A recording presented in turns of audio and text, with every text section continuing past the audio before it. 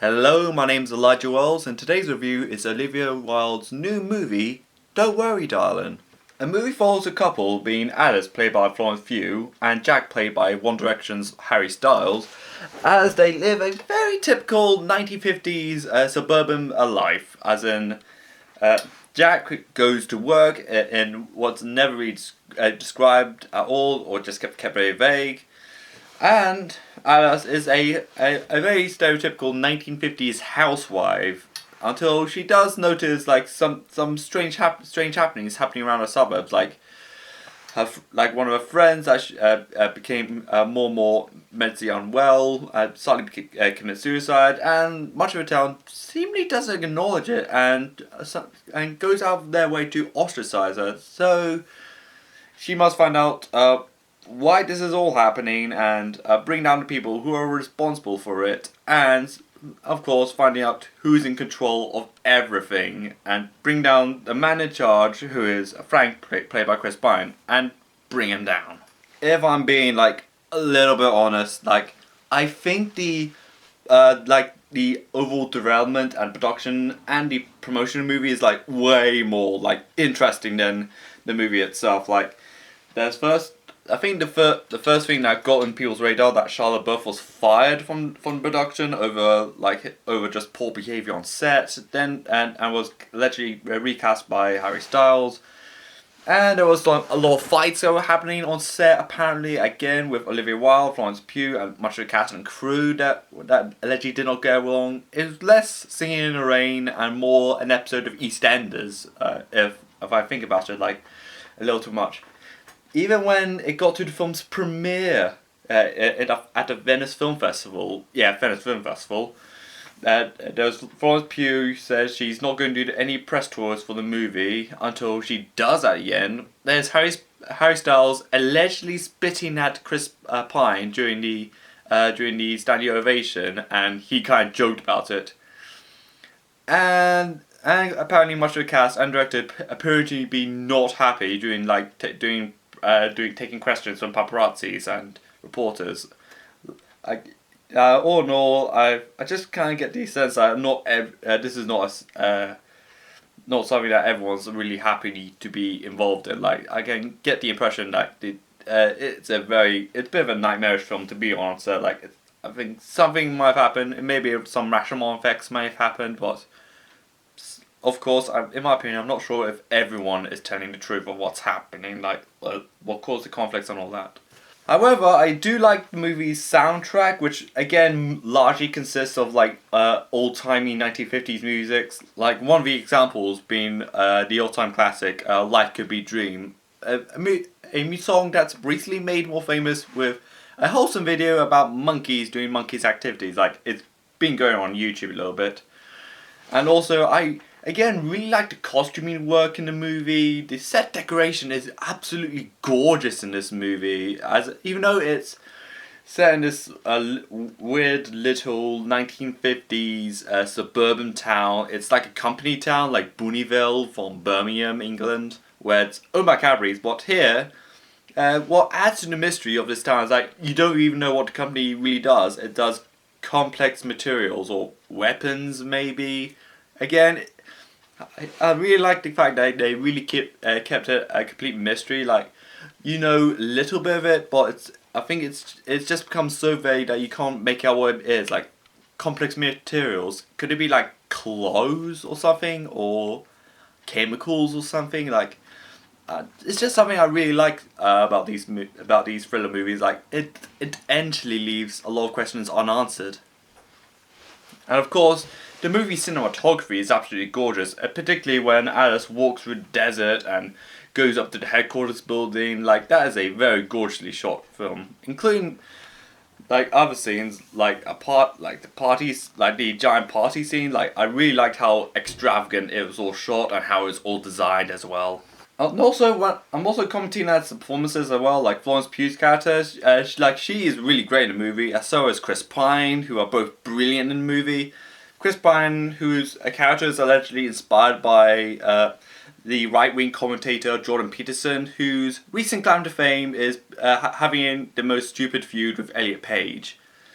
And Of course, Olivia Wilde plays Florence Pugh's best friend, even though probably on set they really did not like each other. Apparently, again, all the rumours. Again, they appear to get on really well in the movie. Everyone seems to bond really well in the movie. Florence Pugh does a great performance. Like, her performance is essentially like a woman figuring she lives in this like Plato cave situation. Think some movies like the Lego Movie, like a recent example, The Matrix, Truman Show. Like she knows her whole world is a lie, and she wants to escape it. Like, I find that really interesting. Like, I think she knew when, because she's beginning to hallucinate a lot more, and even in a scene where she's like crumbling the eggs in her hand, and it's just eggshells, which I thought was a very interesting motif for the movie. But not all performances are done equally good, particularly Harry Styles, who I think the two things I remember from his performance that he gets promotion and he has sex with Florence Pugh. Like, that's the only two things I can remember out of the film. Like, I think by the around the I think after the dinner party post his promotion, I'm not sure what he's really doing in the movie anymore. Yeah, I think, I don't know, like, have something else for him to do. But this is about when the movie just becomes a little bit silly, in my opinion. Particularly, the film's plot twist is, to be honest, it's just ridiculous. Like, just how it works is, again, ridiculous. Like, it just kind of flips the movie in the wrong way. Like, it's just out of nowhere, to be honest. Like, it turns out it's the movie. It's like M. Night Shyamalan's movie The Village, as in, it's actually set in the real world at the present day, and apparently Florence Pugh is an overworked nurse, and Harry Styles is this incel who watches Chris Pine's podcast, and he's like Jordan Peterson or something like that. Again, this is just I think this is at this moment that the movie's allegories become a little way too in your face, to be honest, and I don't think it just really worked in this movie at all. I just couldn't get behind about this plot twist. Like, why? Like, again, what was even the point of that? Like, I think if they showed it at the very end of the movie or something like that, like Chris Pine's character, like, oh yeah, he's this. Like, I think I can think of like a better twist ending. Like, Florence Pugh escapes from the town and only to find out her memory is wiped out, or maybe like, oh, like Chris Pine's character, and people will think of him like a complete opposite character. Like, no one believes her. Like, I think the ending could have been done a lot better. It's just the execution of it. It's just unbelievably sloppy. And in my opinion, the script is not safe for my criticism, really. Like, it's just really pretty exposition heavy, to be honest. Like, again, some great motifs here and there, some great story points here and there, but I feel like the film has just got bogged down by a script that's just too exposition heavy.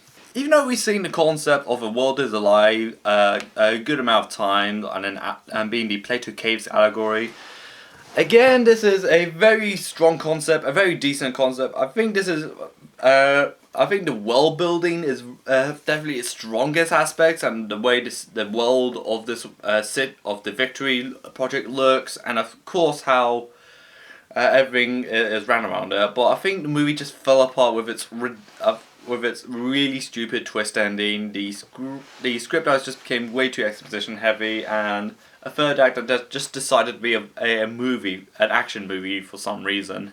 It's almost like Olivia Wilde trying to go into the more M. Night Shyamalan twist, but it's more of his sloppy era, as in mid 2000s to the mid 2010s. I think my the overall sense I got for this movie is that it's trying to blow you away. It's almost like the twist ending is trying to mimic like Matrix or Inception. Like, breaking down the Plato's cave, but with a lot of sci-fi mumbo jumbo. But all in all, the movie's just not that well executed when it comes to that territory at all.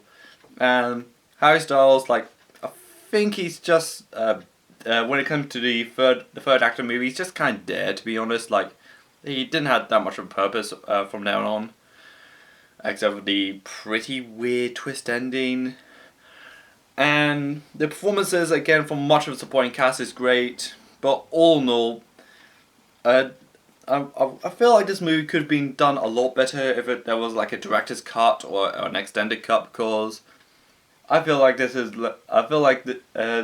something somehow somewhere something got impaired in the process. I'm feeling a 5 to 6 out of 10 on Don't Worry Darling.